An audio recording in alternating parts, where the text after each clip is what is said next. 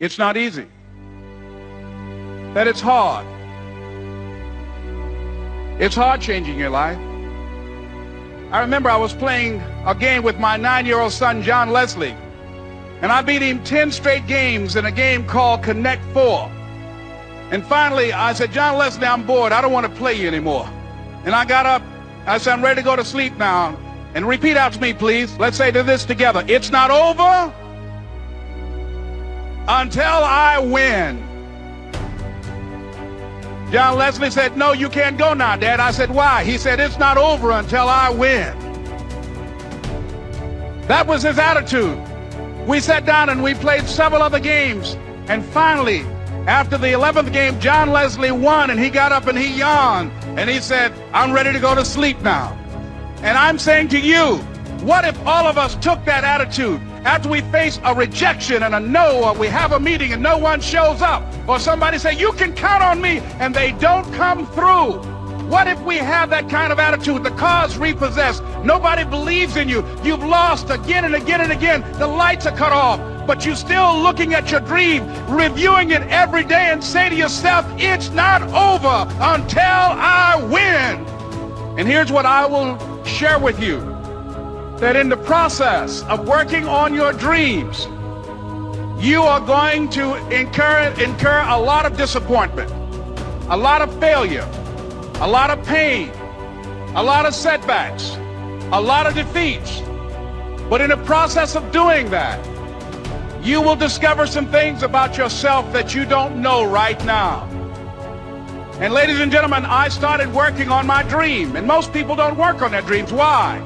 For many years I didn't. One is because of fear, the fear of failure. What if things don't work out? And the fear of success. What if they do and I can't handle it? But here's what I know, that dream that you're holding in your mind, that it's possible. Let's say that together, please. Say, it's possible. See, sometimes we can't say, I can do that. But what we can say, that it's possible that I can have my dream as we run toward it, as we work on it day in and day out. No one, ladies and gentlemen, that is you. That is you. That no one can do it for you but you. And even though you face disappointments, even though you will experience some setbacks, it goes with the territory. You must understand that. It's necessary that you be flexible, that you are always thinking of how can I improve this better. It's necessary for you to always explore various ways in which you can improve the quality of service that you're providing for the people in your organization. What I'd like for you to do right now, I want you to think about your dream, because I'm in a room full of dreamers. Now here's the next step. Repeat after me, please. It's possible. I can live my dream. It's necessary. I work on myself. Surround myself with winners. Become creative. It's me. I've got to make it happen. It's not over until I win.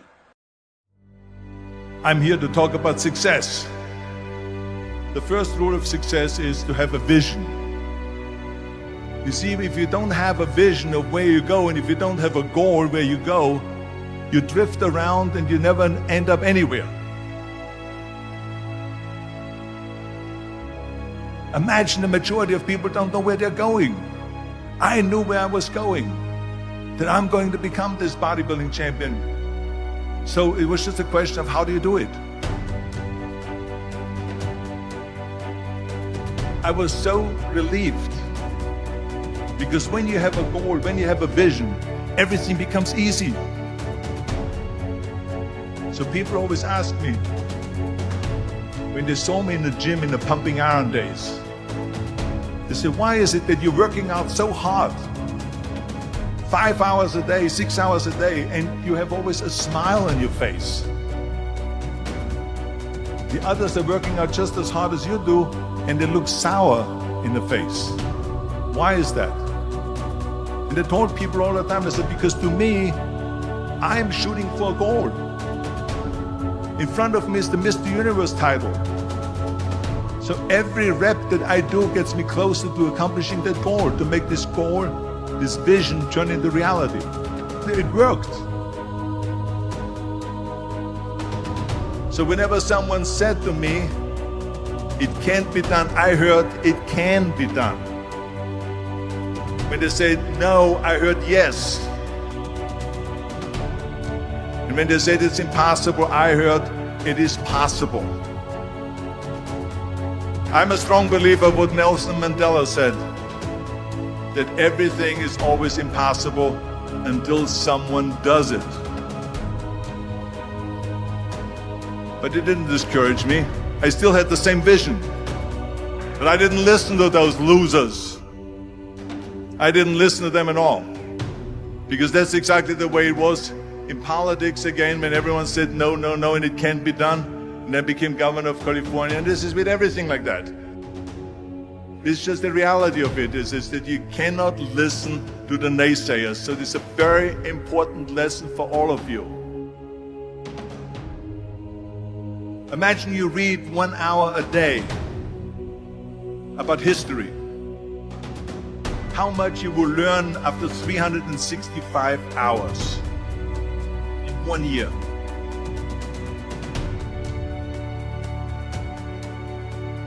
So it drives me nuts because when people say we don't have the time, we have 24 hours a day.